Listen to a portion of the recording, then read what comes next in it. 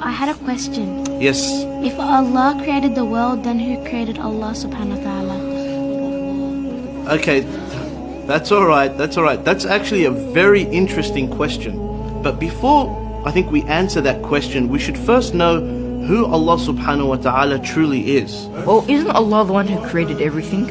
And wasn't He here before everything else?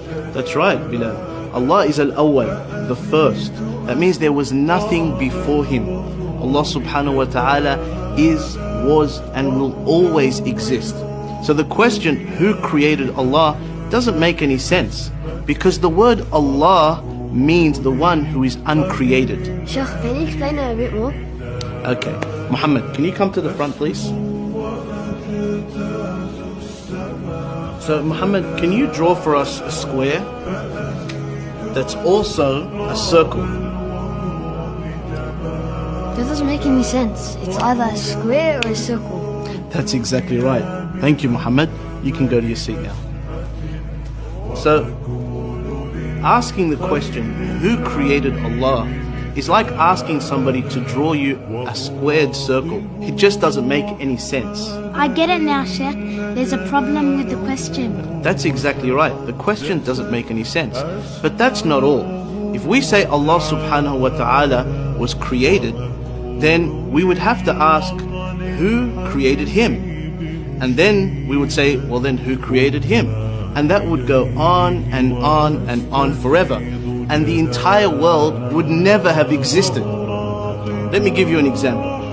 Aisha, if you wanted to sleep over at your cousin's house, would you have to ask your parents for permission?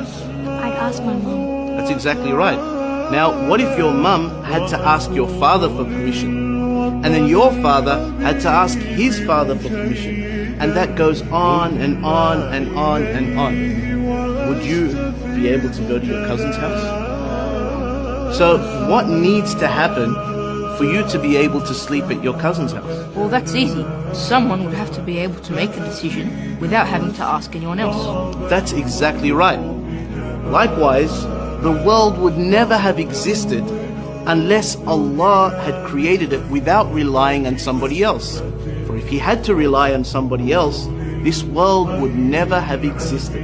It is necessary for this world to have a creator that is awesome, He is absolutely powerful, He is uncreated, and He is the originator of all things, and that is Allah.